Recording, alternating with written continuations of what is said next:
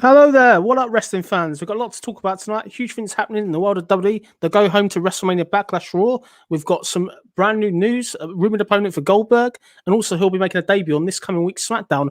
I'm joined by a regular co-host. He's back today, none other than Steve from SCW. How are you today, Steve?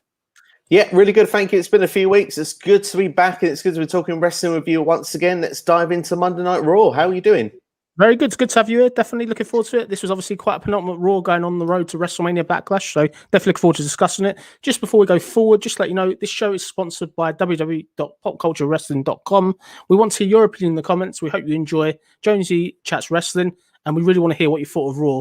Let's kind of get into it, Steve. So was you kind of excited going into this week's Raw? Did you have any sort of excitement for the matches that were announced? We had a couple of matches announced. Not to sound negative, but unfortunately these days I'm never overly excited for Raw, really. I mean, the thing is, a lot of time it's such a long show, so I immediately feel that sort of slight pessimism going in with the recent booking as well. But there were a couple of matches that were announced ahead, and obviously Lashley versus Drew McIntyre, that's always a big money match, whatever the time of year it is, whatever stage it's on. So that I was quite hyped on, I must admit. Yeah, definitely. I think it's sort of quite a penultimate week, if that makes sense. But let's get into the show then. So the show opens up. It's great to see the intro package back. That's the first positive there. I was really happy to see the intro back. I love the intro. I think it's great to have it back. I wish it was there every week. Were you happy to see the intro back this week? Well, it's not my favourite one they've ever done for Raw, but what I will say is the importance of having that intro package. Like you say, it's that feeling there. The show's kicking in, the show's starting. You get to see all the superstars as well. It's good for so many different reasons. So yeah, I'm pleased to see it back. I think it should be there weekly, regardless of what the song is, who's on the video package. If they've got one, show it every week, please. I'm down for it. Definitely. So we open up the show. We got this big 6-woman tag. So we've got Charlotte Flair with the women's tag team champions, Shayna Baszler and Nia Jax and Reginald. Asuka and Dana Brooke and Mandy Rose were the opponents. This was an okay match. It was kind of interesting. What kind of happened is halfway through the match, we get sort of Alexa Bliss. She's there with her set, the playground, fully sort of there with the swing. And Lily's next to her. It kind of ends up that she says Lily's got her eye on somebody. Throughout the match, it looks like it's just kind of a bit of a mess. What we do get then is we get Shayna Baszler kind of selling almost like a Papa Shango type injury. Lily's clearly targeted Shayna Baszler here, but crucially, Asuka, Dana Brooke, Mandy Rose get the win there. We are getting Asuka getting the much needed pinfall on Shayna Baszler. What were your thoughts of the match in this Lily segment? Yeah, I mean, the match itself was okay. The Alexa Bliss stuff was interesting because, like you said there was one of 6 to choose from. So I like the fact there was progression with this Alexa Bliss stuff. That was desperately needed this week. So the fact is there, and it's interesting there with the idea of Shayna Baszler, like you said there, with the way the finish happened, she could be the target there. I've seen suggestions actually that Charlotte Flair could be a potential direction. I've always thought Asuka would be the natural one, being the face heel dynamic. So there are plenty of ways they could go with it. It's certainly interesting. Shayna Baszler, that analogy you make there makes perfect sense if they were to go down that route. But how would you book it? Because Shayna Baszler is currently a women's tag team champion. Surely it wouldn't be like Al Snow and Head back in the day, would it? No, I think what's happening is that they're going to drop the belts. I think that obviously we've got this title match this coming week on SmackDown, haven't we, for the Women's Tag Team Championship? So I think they'll drop the belts there. That leaves Shayna then to go off and do this. I'm really a fan of this. This is great to see Alexa get back towards being back in the ring. That's a real big positive here. I think my only concern is that the laughing was just a bit stupid, like by the doll. I think that just doesn't work for me. That really kind of disconnects. But it's great that they've moved on the storyline. At least Alexa's kind of at ringside now more than just backstage, which is what we wanted for weeks. This is what they needed to do for the last few weeks. I'm really happy with that. I'm sure you'd agree. Yeah, absolutely. Like we say, progression of everything. Yeah, I'm not the biggest Lily fan. I'm not the biggest the laughing either. That doesn't do much for me either. But Alexa Bliss has been doing the best of what she's given. She's been key in the role. You know, for me, looking at it, like you say, we're moving forwards, and I think that's something you want to see going each and every week on Monday Night Raw, because it's a long show if you feel you're getting the same thing each and every week. So no, kudos all around. I'm happy with this. Definitely going to go to the comments. Got a good one here. Martin Carrillo. Good afternoon, Martin. Thank you very much again for checking out the video. Great to see you here. Appreciate the comment. He makes a great point here. The 2019 Raw intro was great. It might be better than the one we got. Yeah, I agree. The old Raw intros. My favourite's the old Raw is War theme. I used to love that back from the 90s. I'm sure you probably feel the same, Steve. Yeah, I love that. I love Papa Roach, Nickelback as well. Of course, those were in the noughties. So there were some classic ones there. I think Union Underground, another one that I really like. So yeah, there are some real classic ones. This one, I must admit, I wasn't a fan of it when I first heard it, but it's grown with me more as time has gone on. Definitely. We then obviously had this segment with Damian Priest and Adam Pearce. Adam Pearce obviously back following his absence on SmackDown. It ends up kind of them orchestrating a match. So we're going to get the Miz and Adam. No, sorry, not the Miz. We're going to get this match tonight between Damian Priest and the Miz. Obviously, if Damian Priest wins, he gets to pick the stip. If Miz wins, he gets to pick the stip. For me, I was a massive fan of this. Was really, really good. I think it's great creating that interest. Obviously, we've seen this Miz and Damian Priest match quite a few times. The fact that they sort of hyped this up and gave us a reason to watch, I was a fan of this. Did you enjoy this sort of segment? I must admit, I wasn't as invested in it because we've had Damian Priest versus The Miz. Then we've got it on pay-per-view coming up, but we've had this so many times. Yeah, and also, Priest and Morrison's been overdone for me as well. I want to see a different direction for Damian Priest. But the thing is, I suppose we've gone this far with it now. It needs to go to the pay-per-view. And like you say, you're a fan of it, mainly because of the fact the stakes have been risen, which at least it's not just another singles match. And I was praying to God that they didn't say that whoever wins this, when they pick the stipulation, I was really hoping it wasn't like a best of 99 series because it feels like we've had that many matches. But I suppose that idea comes to mind as well. I've been watching a lot of WCW recently, Booker T, Chris Benoit, best of 7 series, which was phenomenal back in the day. But no, I think this needs to finish on Sunday.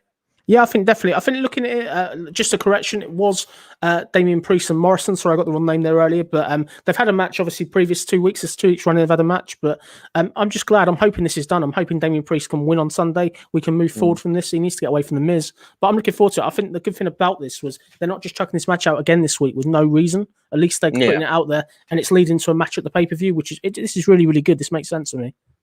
Yeah, no, I would agree with that. I mean, if there's logic in it, then of course, by all means, you do the rematch then, because we used to get rematches all the time, even far back to the Attitude Era, even the 80s, it happened all the time. Yeah. So, the fact is, if there's logic and reason, then by all means, book the rematch. Definitely. We've got our next big talking point. So obviously coming back into this, we had the return of Jinder Mahal, former WWE champion. He's there this time with Veer and Shanky facing Jeff Hardy. This is a repeat of the 205 match they test run last week. As I said on Saturday's podcast, these guys will come in. I'm glad, obviously, that's paid off. That looks to be correct information clearly now. Were you happy to see Jinder Mahal back? Absolutely, yeah. I mean, I think Jinder gets hate sometimes for his run back in 2017. Now, I would turn around and say as well, I would have preferred to see him booked for 6 months strongly before being in that position. But the fact was, I think Jinder did, as good as he could have done, being thrown in that position as champion before. I want to see Jinder have at least a solid mid-card push at this point. If I had to predict, I think we're going to get Jinder versus Drew. I think that is going to happen in the next month, if not in the next 2 months. Great prediction. It would make sense on the 3MB reference as well. I think that's really, really kind of good. Looking at this then, so this is great to see this kind of stable there. We've got a few new people. We've obviously got Veer and Shanky. Obviously, one of them was in the Surrey on NXT, was in that previous stable. And I think it's great. It's great to see them up there. It's strange they haven't gone with the other one. I believe the other one, the reason why they went with a new person in Veer is ultimately because the other one gave a spoiler away for Keith Lee winning the NXT title. I think that's kind of why he's not there. But I'm happy to see something new. It's something great. Clearly, this leads to a match. It's Jeff Hardy versus Jinder Mahal. Crucially, Jinder gets the win. Yeah, really clever move. He needs to start strong, so I was happy with this. What I did like, credit to WWE this week as well, was I really like the fact that they're putting Jeff Hardy's accolades up there, that he's a 3-time world champion. That further makes Jinder's win seem that much better. I think it was a really great move. What did you think of the match? Yeah, it's sensible. This, like you say there, you all of a sudden make that feel more important. Even if the recent Jeff Hardy record isn't great in the WWE ring, when you look and see what he's done in the past, it means a lot more seeing that on the screen there when Jinder goes over. So they make a great point there. Definitely. We're going to go forward, obviously, with our next segment then. So we've got Alexis, Elias and Jackson Riker with a bucket of tomatoes. AJ Styles and Omos, the Raw Tag Champions, are there. It ends up kind of with AJ Styles tossing Omos the tomato. Omos squashes his tomato. It's quite an impressive sight. Obviously, even if it's cut, I thought it was quite impressive. What did you think of this segment with the rotten tomatoes for the third week running?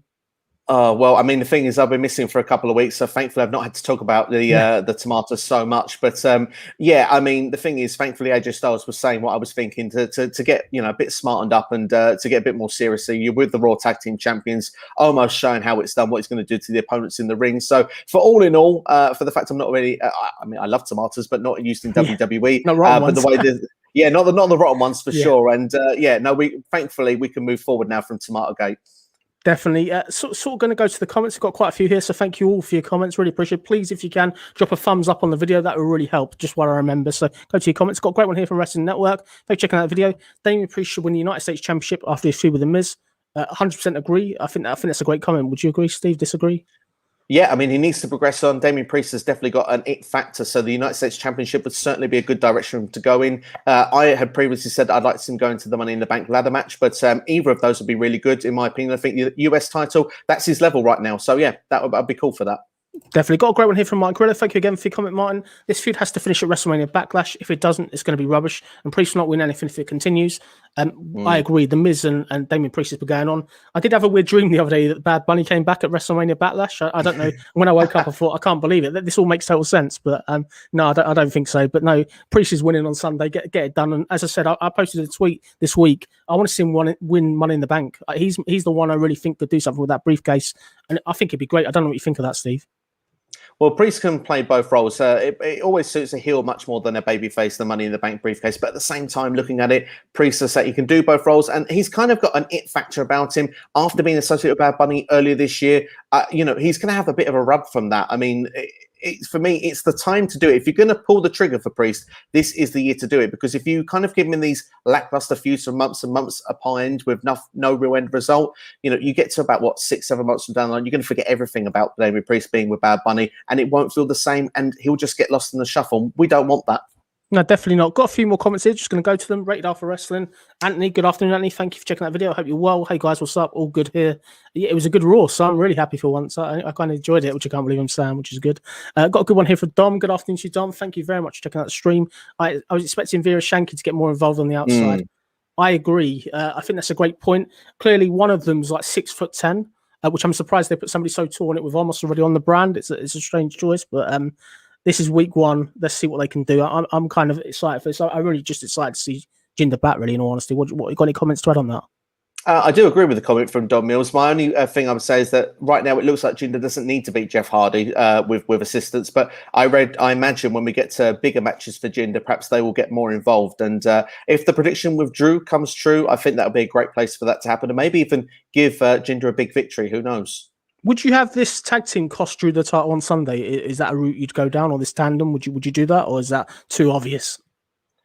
Could be two of us, but then again, we've had T-Bar Mace do it for the last few weeks, haven't we? So they've gone missing all of a sudden. But it'd be interesting to see what happens. I think we need to sort of build towards that. But I mean, in a dream scenario, again, I'm fantasy booking, and we're not even got through Raw yet. But Drew McIntyre, if he was to lose on Sunday, he's out of the championship picture. He needs to have a break from it, give someone else a go, and Jinder could look at that. Could be his opportunity of getting himself propelled as a #1 contender by beating Drew. So that could be a way you could start it off. And then if you get the beatdowns 3-on-1, I mean, hopefully not so many handicap matches, because Drew's been in a number of them recently and been succeeding. It would be interesting to see how it would go if it was more like a 6-man tag. Make this a dominant trio if you're going to do it. Definitely. Great analysis there, Steve. I think you're really spot on with that. We've obviously got this 8-man tag. So we've got Riddle, Randy Orton, and the New Day. So it's the RK Bro and New Day facing tag team champions AJ Styles, Almost Elias, and Jackson Riker. This was an okay match. I thought it was quite exciting in parts. Crucially, we get up Randy Orton getting the win after an RKO on Elias. A bit ropey in parts with Omos. It's the first time I've kind of seen him look green since he's come back to WWE following this new character. But I thought this was an okay match. I think crucially the right people went over. And I think Randy Orton winning is a really good choice. Obviously, after the match, we do get the New Day trying to celebrate with Orton. And Orton does a sort of a heelish move with the RKO there, which kind of fits the character. He's only been a babyface to Riddle, which is interesting. What did you make of the match in the aftermath? Yeah, I mean, I agree with you. It was exciting in points, the 8-man tag team match. And I mean, almost, I won't be too harsh on the guy because, I mean, any wrestler can make any sort of get lost in the mix up with things any time in wrestling. He's still green, he's still new, but you know what? He's done a great job in his presentation so far. What he has done hasn't gone over his limits. I like the way the character and the wrestler is presented. So let's give it time. Let's see how it's going to play out with him. But looking at the match itself and looking at the finish, the right team went over. And I like the way that Randy Orton was after the match with the New Day because, they were laughing at him backstage. I mean, Randy Orton, he's still a heel in amongst this sort of, weird dynamic tag team. The RK Bro, which I'm loving, by the way, so far. It's a slow birth. It's almost like Team Hell No. It's all these mixed match tag teams you've had over the years. And this could really work with the connection these two have got together with Riddle and Randy Orton. I smell money. I just hope that they don't rush this because they look like they will be the ones to take on AJ and Omos at some point. And I hope they don't rush that match. 100% agree that is the money match in the division. I could see it happening. I could see them facing AJ Styles and Omos if they hold on to the belt, and then I can see this match potentially sort of ending with Riddle and Orton probably by SummerSlam. This will be a bit like a Kevin Owens sort of Sami Zayn thing. That's the thing I'm kind of getting, if that makes sense. No, sorry, Kevin Owens, Chris Jericho, the list. I think it's going to be kind of similar to that, if that makes sense. I don't know if you agree or not. Yeah, that could work really, really well if that sort of dynamic was perfect, because at the time they were both heels, but of course Jericho kind of always had that way of being with the crowd, and Kevin Owens was getting slowly irritated with the nonsense of the list, and of course that created some magic there. So yeah, these two together, Randy Orton and Riddle, their characters, the way that they don't go together at all, they can create some exciting television. Like you say, it could end up with a big blow-off match at some point. Even if they hold off to next year's WrestleMania, that would be interesting to see. Definitely. It'll be interesting to see how they do it, but no, definitely it's great to see this movement. Moving forward, we've got a comment here, the Almighty CR21. What's up? Good afternoon to you, Almighty CR21. Thank you very much for checking out the stream. Please drop a thumbs up if you've enjoyed it as well. Great to see you here. Thank you for checking it out. Let's move forward kind of with Raw then. So we've obviously got this match. It's Sheamus versus Humberto Carrillo. We've had this Sheamus-Humberto Carrillo match quite a few times. This was an okay match. I'm surprised we got it here. I thought this was going towards a match this coming Sunday on the pay-per-view. Crucially, Sheamus does get the win. There is an injury finish at the end. Crucially enough, good news, Humberto Carrillo isn't injured. That's been confirmed today, so that's positive. The Sunset Powerbomb did look good, but just the way he landed was awkward. Obviously, this wasn't the planned finish, but I'm okay with Sheamus winning it. I think it kind of makes sense. My only sort of slight thing I'd like to see is Mansoor. They clearly built him up a bit last week. There wasn't really much said of him here, which was a surprise. What was your thoughts on the match? Yeah, didn't he get like a small video clip, and that was it of Mansoor? Yeah. And it's a shame, really, because I mean, let's not kid ourselves to really here. Let's just talk about Mansoor for a couple of seconds. This guy went on a long undefeated streak. It was like the Goldberg type of streak on 205 Live. If you don't mind me asking, George, how many matches did you watch? I didn't watch 205 Live. I'm not going to pretend I did. Neither did I. And WWE did not present that to us as an audience either when he came onto Raw. If you missed 205 Live, this thing didn't exist in their eyes. And that was a very bizarre way that they did that last week, that they made that streak end on such a weird note. But I suppose that was WWE's logic by not even giving it to the Raw audience. They really have no faith in us watching 205 Live, clearly, by that. But looking at then what happened with Humberto Carrillo, I agree with you. I thought we were building towards either a singles match with Sheamus at the pay-per-view or a triple threat match. But we have a number of triple threat matches, so I don't feel we need another one. But I thought Carrillo was going to go over here, so this was going to be the kickoff match. But clearly, that accident happened. It does happen. I'm happy to hear Carrillo is not injured, because I was worried about him last night, because he's waited so long to get an opportunity. He's got himself in great shape as well. And it looked to a point that I don't know if he'd have got another shot had things gone disastrously wrong for him. He'd been out for another 3 to 6 months. I could have seen him going back to catering and not coming back. So hopefully they will revisit this. I think it's a real positive. He's actually getting time on TV. It's great they're doing something with somebody new, considering he wasn't on TV for many months. I'm a really fan of this. Looking forward to seeing where it goes. And yeah, great positive. He's not injured. So let's kind of move forward. We obviously had this vignette now from we obviously had a vignette, and this was going for sort of Grand Metalik and Lindsay Dorado as well, the Lucha House Party. And it was great they got airtime. They're not really used, but I'm happy. I'm wondering, put this out there, Steve, this is a controversial question to you. Obviously, Andrade recently, I think in the last week, has mentioned the lack of luchadors on WWE television. Do you think WWE have reacted to that by putting this video package on? What do you think? Arguably, that's a good point you make there. There's certainly potential that could be. I love the presentation of it. I like the fact you're seeing him being lucha lit, high flying all over the place. And I like him seeing dressed up like AOP were for their vignettes back in 2019. Yep. Yeah, good shout, I'd say, definitely. Just good to see them get some time. I hope they do something with them, because I think they're great. They're very talented, so it'd be good to see them do something. Moving forward then, we're going to go on to another vignette now. Going to cover 2 in 1. We've got two Eva Marie vignettes on this show. So what were your thoughts of both of them? Did you enjoy them? And what were your thoughts of them both? Well, actually, weird enough, it's because I wasn't around last week to discuss this. So the first one was the repeat from last week, and then we've got this other one, the second one that came along. I actually am not against the Eva Marie return. I know that it's got heavily slated amongst the internet wrestling community. But for me, I look at it and see, let's see what happens. I mean, she wasn't brought in at the expense of Mickie James Iconic. She was re-signed before the Royal Rumble, so she's been around for a while. She's been in the PC training off for months now. They obviously deemed that now she's probably ready to get back in the ring. I thought that the video packages were all right. I mean, I know this is one of these gimmicks that Vince McMahon won't give up on until it eventually gets over, and he's not been happy with anyone that's gone previously. But I do think if it's going to work with someone, Eva Marie is the right one. Now, I know that she left the company before and when they tried to do this last time, but she's around now. She's here to stay. I don't think she's going to be around for a cup of coffee. I think Eva Marie is the right fit for that character. But the second one, for me, almost felt like she was saying babyface words, but I'm not sure if it felt so sincere, if you want. I feel like it's almost a little bit like she's saying these things, but I think we're still meant to boo her. So I don't know if you get that same sort of connection with that second one. Yeah, I think you're on the money. I thought the second one was a babyface promo. That's why I kind of took it. The first one, as you said, is a repeat. Interesting to see sort of what they do. Maybe she's going to be patronising. This clearly is the Emelina gimmick that they wanted from years ago. Yeah. I think everybody can kind of see that. And even you said it yourself.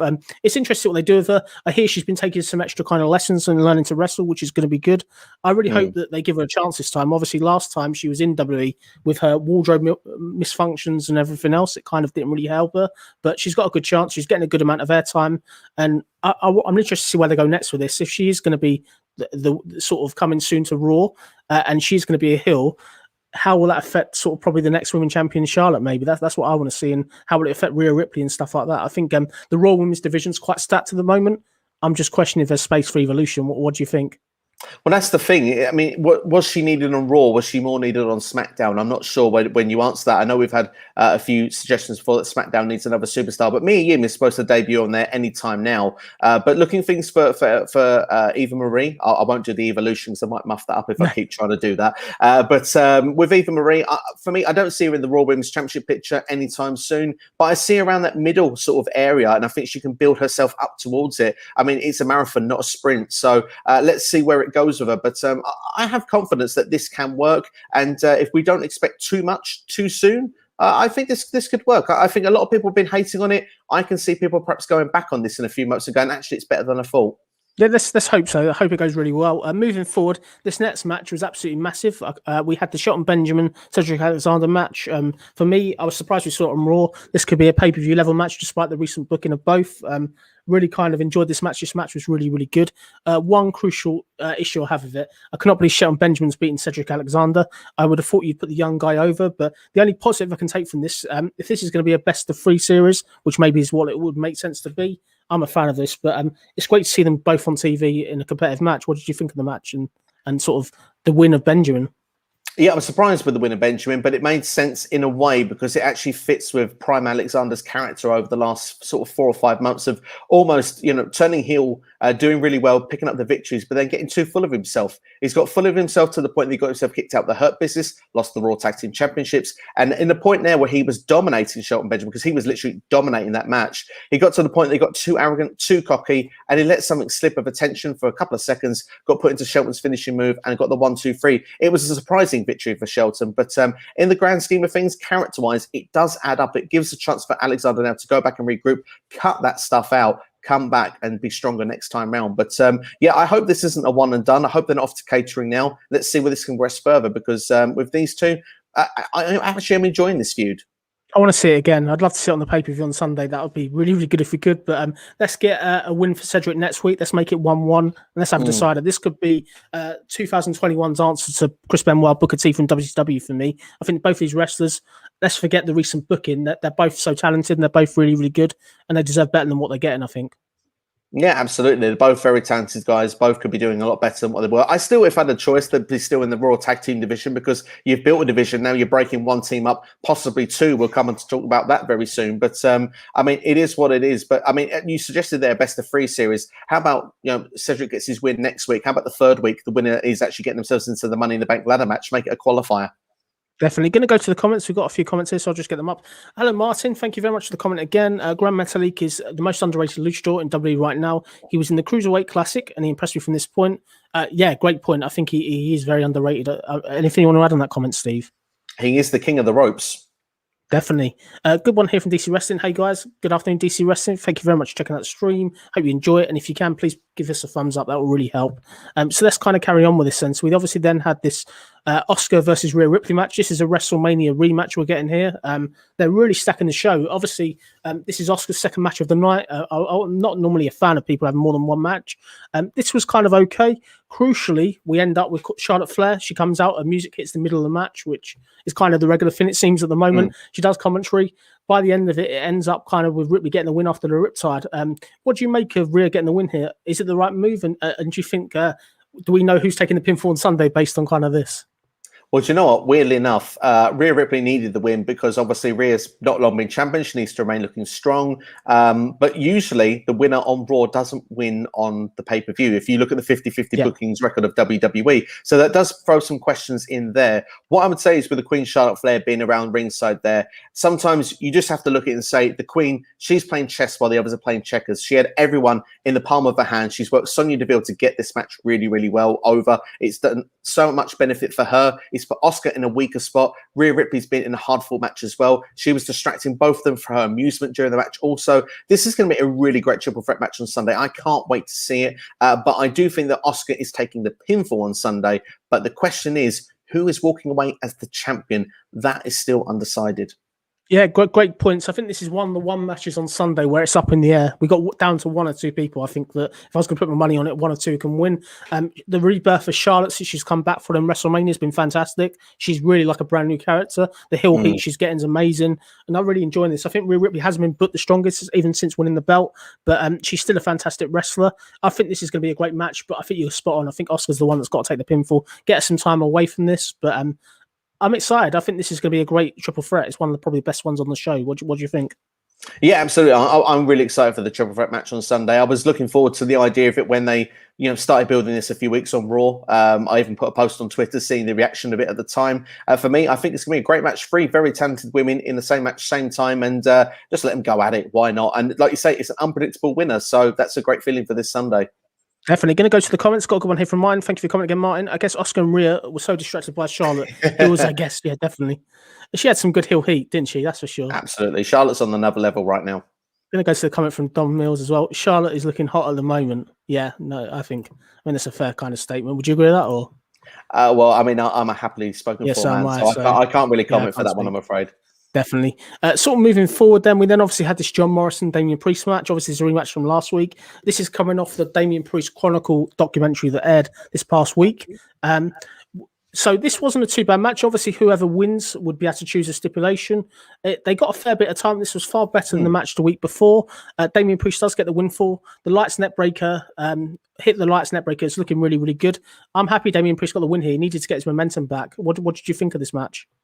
Yeah, I mean, the match itself was fine. I must admit, I wasn't so invested in it. I think it was one of the moments that I thought myself that Twitter seemed like a good idea at the time. But no, being serious about it, I mean, Damian Priest picked up the victory here. That was the right move to build up. We've got more tension with Miz and Morrison with miscommunication because Morrison could have picked up the victory had the Miz not distracted the referee. So, yeah, all in all, from a storyline perspective, it's working quite well. And, of course, now we've got a stipulation for the match this Sunday as well. Definitely. I think it was a further storyline development. I like the tension of breaking down between Miz and Morrison. That's coming. I can see Morrison being the babyface, Miz being the heel. That's going to be a feud. I want to see that feud. It's going to be a fun feud. We haven't seen it for a while. What do you think?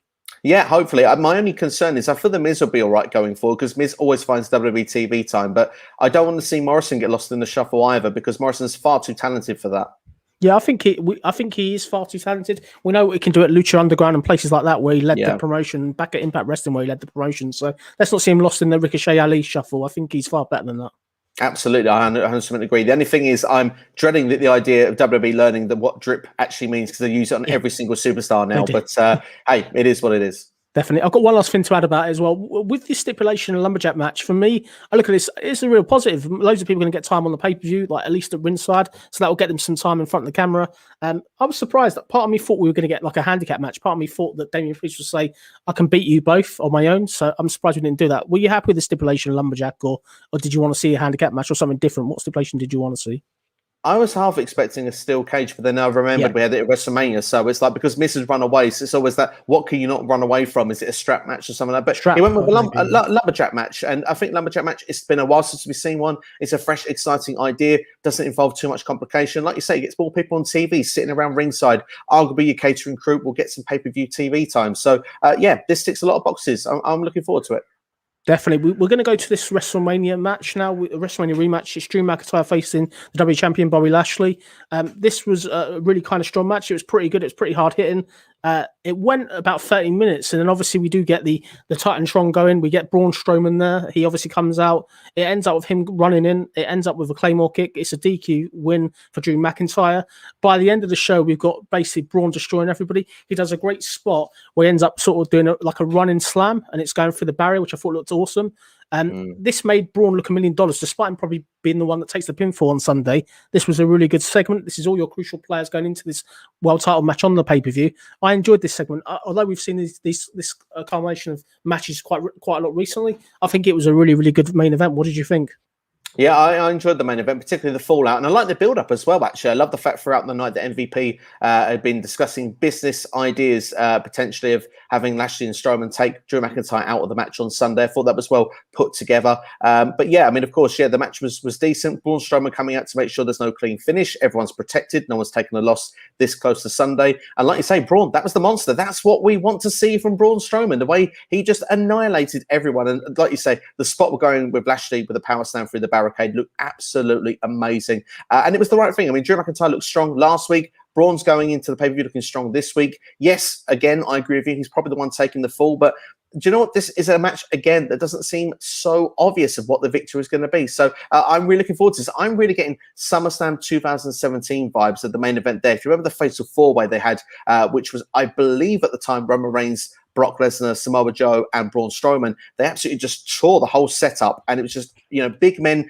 doing meaty things. And I think we can have the same with these three on Sunday. It should hopefully be a hell of a main event. Definitely. I'm really, really excited. I think it's going to be a really, really good match. It could go either way, as you said. I really hope Bobby retains. He's my pick now. I'm going to put it out there now already ahead of my predictions video. Bobby to retain. I hope that it's going to be good either way. So let's kind of go to the final thoughts and score of this week's Raw then. So I'm going to go for my final thoughts quickly. My kind of final thoughts. This was a really solid Raw. I really enjoyed parts of it. It didn't seem to drag.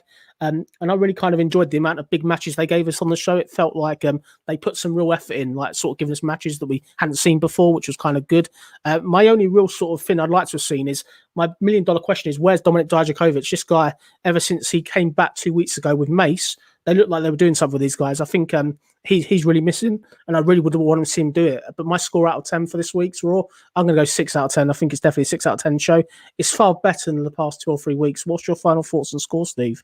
Yeah, I mean, if you compare it to what we've had in the most recent weeks of Raw, it's like a 9 out of 10, isn't it, with what we've had of late? But I'm with you, not to be a carbon copy, but I think 6 out of 10 is a fair score. There were some things definitely to take away of enjoyment of this show. Storyline progression, which is what you need on a go-home show to your pay-per-view, elevates those views just a bit further. And I must admit, going into Sunday, I am looking forward to this pay-per-view. I won't deny that. And I'm looking forward to dropping the predictions video on it. Yeah, everyone check out his predictions video when he does it. I think it'll be great. It'll be interesting to see if our predictions are similar, Steve. That'll be kind of interesting. Going to go to the comments. We've got a couple here. Martin Carrillo, imagine if Bobby loses. Yeah, imagine if Bobby loses. If he did lose to Braun, I think that would create a lot of talking points. But no, I think Bobby's retaining. I don't know who he goes on to next, though. That's the thing. I don't know if Bobby wins, what we do next. Who do you see Bobby facing if he wins on Sunday next? Good question. That's the thing of where it's uncertain, because obviously Bobby was expected to lose at WrestleMania, and you look at it and say he retained at WrestleMania. It's so WWE. There's no fans now. We can do what we want. Let's put it back on Drew. So I don't rule out what could happen with it. I think one of those two are winning on Sunday. I'm just not sure which one it is. But to give an answer of where the next challenge could come from, it's hard to say, because Randy Orton is also now tied up with RK Bro. AJ Styles is one of the tag team champions. The Fiend is nowhere to be seen. So your guess is as good as mine. Yeah, definitely. Going to go to the comments. Got a good one here. NXT Steve. Good afternoon to you, Steve. Thank you very much for your comment. I hope you're well, mate. Hey, fellas, what's your thoughts on Velveteen Dream reportedly being backstage at Raw and Aleister Black being cut from last week's SmackDown? Do you want to go first, or shall I on them? I'll go first on Aleister Black, but you can go first on Velveteen Dream. Okay. Less said about Dream, the better. I'll just say less said about Dream, the better. Okay. I'm not a fan of the reported behaviour of what's been going on, and of course, I don't know factually if it's true or not, But with Aleister Black, though, what I'd say is, I mean, I noticed he wasn't featured on SmackDown last week, so I was a bit fearful with that character, because I'm interested to see what the direction is with that. I've been enjoying those video packages. I hope that it does come back this week. Let's hope it's just 1 week off and they've not given up completely. But as for the Dream, I'm not a fan personally. George? Yeah, I'm surprised by that news. I can't see Dream coming up. I'd be very surprised. They've got a right reluctance to bring people up from NXT at the moment to the main roster, so I'll be surprised. In terms of Aleister Black, Dom Mills in his next comment has answered this question perfectly to what I would say, so bring this up. Dom gets all the credit here. I don't think we saw Aleister Black on SmackDown because all the video packages were SmackDown rewinds from past years. It probably didn't fit the genre of the show, I'd say, which is maybe why we didn't. Let's hope he's back next week, because he was doing some good work. The promos he's done so far have been interesting. I'm sure. Would you agree with that or disagree with that? No, I agree with that. I mean, the first one was very strong. The second one was just a bit more passive through, but it was of the similar theme and direction. I love the presentation of it, and I think that's what makes it stand out, makes it feel different. Aleister Black could be a real player if they actually were to give it the momentum and go all in with it. We need to get him back to the Aleister Black he was in NXT, because he was so over at that point, and I think he had such a good character as well, which will be good. But I can dream, definitely. Not Velveteen though. No, yeah, no, I'm with you. We want to see Black get to that sort of level, because Alistair's been absolutely amazing in NXT. He has the potential to do that stuff on SmackDown. I mean, of course, he was starting to get that way on Raw. So let's see where it goes. Okay, do you want to hit do you want to hit the sort of news stories now, or do you want to add anything else on kind of Raw? Do you have anything else finally you want to add on Raw before we move on? No. I'll just go to the news stories, which is very easy for me to say. So we've got two big news stories. One I think is quite apparent, quite obvious. So I'll go to the first one. This coming week on SmackDown, we are going to see the debut of Mia Yim. That's kind of been confirmed. So for me, that brings me a lot of excitement. I'm looking forward to seeing her. I hope she's not reckoning. This will be a great debut for her. Are you excited by that news, and how do you see her fitting in, Steve? Be interesting to see how she's going to fit in. I hope it's a Mia Yim. I hope it's a babyface, because I think that's what's needed mostly on SmackDown. I would have given it one more week personally before bringing her in, but it's interesting to see what role they're going to use her, because is she going to be someone that sort of goes against Carmella or Bayley? So, or is she going to go straight in, going towards the SmackDown Women's Championship picture, or will she go and get momentum to go in Money in the Bank? It's hard to say at this point, but she was supposed to be on last week's SmackDown. That also got pulled, but she will be there this week. So that's been confirmed, unless there's been any last-minute script changes, but I'm excited to see what she's going to bring to the table. Definitely. As I said, I just hope she's not wearing that mask, because I think they need to do a full relaunch. Going to go to the comments. I've got a good one here that's relevant. Steve from NXT, Mia Yim versus Sasha. 100% agree. That sounds like a dream match to me. Let's get Sasha back. I know she's missing at the moment, so Sasha versus Mia will be good. Going to quickly kind of go to the comments now. I've got a good one here, basically from Martin Carrillo. Does the WrestleMania Backlash card look stacked? I would say yes. When we look at the card now, we've got 6 matches. A few of them are rematches, but the Roman Reigns Cesaro match, that'll be a first time ever match, I believe. And the Damian Priest Miz match, I think that'd be good. What are your thoughts of this WrestleMania Backlash card? Are you excited or? Yeah, I'm excited. I mean, stacked. I don't know if I go as far as stacked, but what I would go around and say is that there is definitely some takeaways from this that I could look forward to. And like you said, you mentioned the Roman Reigns Cesaro. That's going to be an amazing match. When you look at the 2 triple threat matches for the Raw Women's Championship and the WWE Championship, they're going to be fantastic. Let's not forget they've been building towards a fatal 4-way for the Intercontinental Championship that's not been announced yet. If that gets added to the card, I get Backlash 2007 vibes. I think that could be almost as good as what they did in that main event there with John Cena, HBK, Edge, and Orton back in the day. Those 4 guys, Apollo, Big E, Kevin Owens, and Sami Zayn, all incredibly talented. No one put on a great match in ring. So that would be awesome if that's added to the card last minute. But of course, we'll find out on SmackDown if that does get added. But 6 matches currently. I expect at least 1 more on the main show. And we need a kickoff match as well. I think we'll get 2 more. I think we'll get 2 more kind of on probably SmackDown. I think they'll get 2 more as well. So SmackDown. Got another comment here. This is a first-time comment. Batman 901, Batman 901. Do you feel they're booking Bianca better than Rhea? Thank you for your comment. Thank you for checking out the stream. Yeah, I think they are. I think Bianca, she's the prize cash at the moment. She's the one that WrestleMania ended with, if that makes sense. What's your thoughts on the comments, Steve? And what have you got to add? Absolutely. I don't think there's any argument in it. Bianca Belair, she was the Royal Rumble winner where Rhea was the runner-up. Then Bianca Belair had that okay, not the best storyline build to WrestleMania, but she's had some great babyface promos. She was given that main event spot as well. And yeah, okay, we're sort of still finding the feet with Bianca as SmackDown Women's Champion, but she's got a great challenger in Bayley this Sunday. And, you say about the accolades with Jeff Hardy earlier on this video, Bayley, the longest SmackDown Women's Champion. They'll tell you every time she's on camera of what she's done on that brand. If Bianca Belair still walks away SmackDown Women's Champion, what a great accolade to say that you beat her as your first real title defense. And then you can go on to other things. And I think the Sasha Banks story, that's not finished. Prediction here and now, I think we're going to get a 30-minute Iron Man match between these two before SummerSlam at one pay-per-view. Sounds good. Sounds incredible. Let's see it happen. I hope it happens, mate. I'll be all right. We've got 2 last news stories before we end the show tonight. If you've got any Q&A quickly or any questions, just drop them in the comments. I'll try and get to them before we end the show. Our last 2 news stories, crucial talking point is Keith Lee. There has been sort of discussion today regarding Keith Lee. Somebody did ask the reliable Dave Meltzer, is Keith Lee coming back? Where is he? Apparently, he's not waiting to be cleared. He's apparently available now to wrestle. WWE is just not booking him. What was your reaction to that? And I'll give you mine after. Interesting that he's actually cleared and they're not booking him. But what I would say is what I hope is the long-term direction. I say long-term, the next month or two. Sheamus is going through smaller guys right now and, destroying the roster. I'm hoping that the Bully eventually meets his match because Keith Lee and Sheamus have had chemistry or history this year, shall we say, and to revisit that for United States Championship, Keith Lee then getting the belt he should have won at the Elimination Chamber. Had he not been pulled at that point, he would have won it. You could go full circle with things. But in the meantime, let's just be patient. Let's see when he comes back. I hope he's healthy. Hope he's happy. I look forward to seeing Keith Lee back in the WWE ring.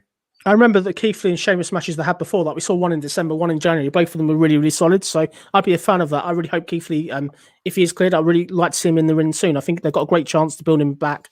Now he's not been on TV. Bring him back with a push. Let's bring him back the way he debuted on WWE by beating Randy Orton. Let's bring him back beating somebody that's worthwhile. I think you'd agree with that, Steve. Absolutely, definitely. I'd even want to see T-bar matches because we see them with Dijakovic back in NXT. They won't do the same stuff they've done on takeovers, but they still would have incredible chemistry and would put a couple of OMG moments on Monday Night Raw. Definitely. Got a great comment here from NXT Steve. Put Keith Lee in a tag team with Ricochet. I can dream. I'm clamoring for Ricochet to get some sort of push. So if he's with Keith Lee, two great wrestlers, I think that'd be a great team. Imagine them against AJ Styles and Omos. That could be fun. Well, it'd be a great dynamic. I think that's the idea behind that team being put together there. Like you say, AJ Styles and Omos, you've got the sort of big and little dynamic, would be the same here. That could be fun. I imagine they could have some good chemistry because Keith Lee, being a powerhouse, but he's kind of a high flyer as well. We could probably give Ricochet a run for his money in places, make Ricochet have to go and do extra crazy spots. Definitely. I think you made some great points. Got a great one here. WrestleMania QK. Mex, thank you very much for checking out the stream. I hope you are, brother. And they basically got to re-debut Keith Lee. Yeah, 100% agree. I think you're on the money there. I highly implore everybody to check out the Q&A session yourself and Mex done last week. There's some great content there. Thank you. I really appreciate that. Yeah, no, it was a lot of fun doing that with Mex, and hopefully we can collaborate again sometime soon. Definitely. So let's get to this kind of main news story that I've heard. So apparently we've heard a rumor today that Goldberg's got a new kind of opponent lined up. His next match apparently is already set. The current plans WWE at the moment have got him lined up. The next Saudi show, apparently Goldberg's going to be facing AJ Styles. That's what they want to do. They wanted to try and do that apparently at WrestleMania. Obviously the AJ Styles almost thing happened. Goldberg wasn't happy to be there. He wants to get a bigger payout, which is why it's at Saudi. What's your initial thoughts of this match if it happens? And are you excited? Do you know what?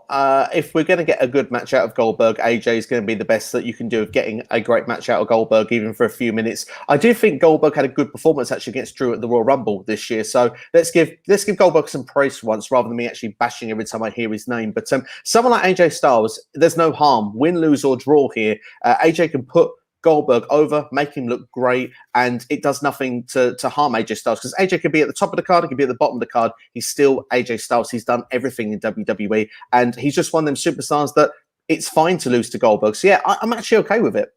I hope it's true. It'll be interesting to see what happens. And I think, as you said, I think AJ could get Goldberg to a good match. I think the Goldberg-Drew match wasn't that bad at the Royal Rumble, so I'd be a fan of that. I don't know how Omos fits into this. That's the question mark, I guess. Maybe AJ Styles and Omos aren't going to be long-term tag team champions potentially. I don't know if you agree or disagree with that. I would hope AJ and Omos have the belts until at least SummerSlam. As I say, I'd like the slow build for the RK Bro tag team because I don't see anyone else taking the belts off of AJ and Omos at this time, unless it's almost like one of the sort of fatal four ways where they've not got to be involved in the decision. That's the only way I can see it happening. And then perhaps maybe the breakup when AJ throws a sulk. But no, we'll have to see how it's going to play out. But yeah, I hope that we don't get Goldberg and Omos anytime soon because that's not a recipe that's going to work very, very well at this point. That would be a bit scary. That's Kurgan versus Giant Silver 2021, isn't it? If it happens, let's be fair. Anybody's old enough to remember that. Definitely. I'm going to go to the comments. Got some good ones here just before we end tonight.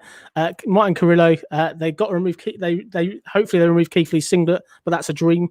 I would hope they give him the original theme music back. I think that's a dream as well. I don't know what you think of the comments, Steve.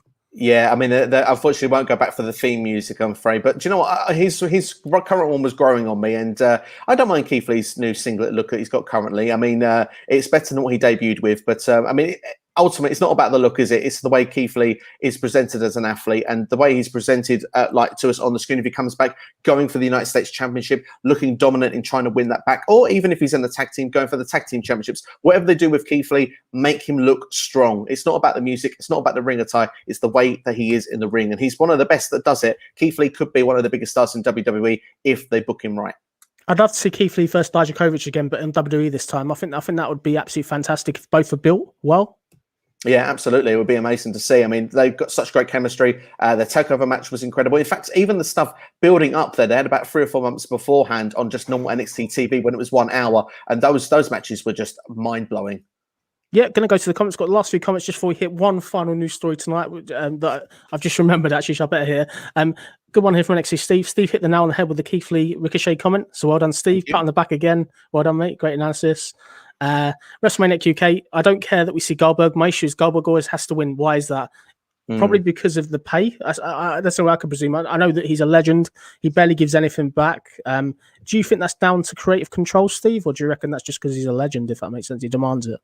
I think it's a bit of creative control. I think you've got a bit of a point there. And like I say, Goldberg always has to win, the money involved, and probably as well, Goldberg, him coming back, he said his thing is wants to be a superhero for the kids. He wants to be that role model, and you can't really do that by losing matches. But I think that's what we have as the gripe as wrestling fans with it, because as Mex says there, why does he always have to win? If he was to lose some matches, of course, he lost to Drew at the Royal Rumble. It was the right decision. But boy, did we panic on the way to the Royal Rumble that he would win it. That was a scary match. That was a really scary match of the year. The reason that arguably was a match of the year candidate, because we all thought generally, there was moments you thought, he's going to win this. But I mean, looking at it, I mean, with Goldberg, yeah, if he was to lose matches and put talent over more often, we talk about The Fiend, we talk about other people he's come and faced in the past, it would look so much better, and perhaps fans wouldn't be as so resentful of Goldberg coming in.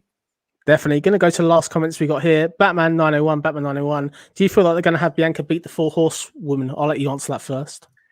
Some stage, yes. Immediately, no. Of course, we've got 2 of them currently on SmackDown, so she's already done 1. She'll do the 2nd.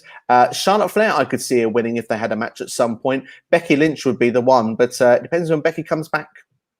Yeah, interesting enough, I mentioned Becky Lynch. That's our final news story, so we'll get to that. And NXT Steve, Goldberg books his own matches.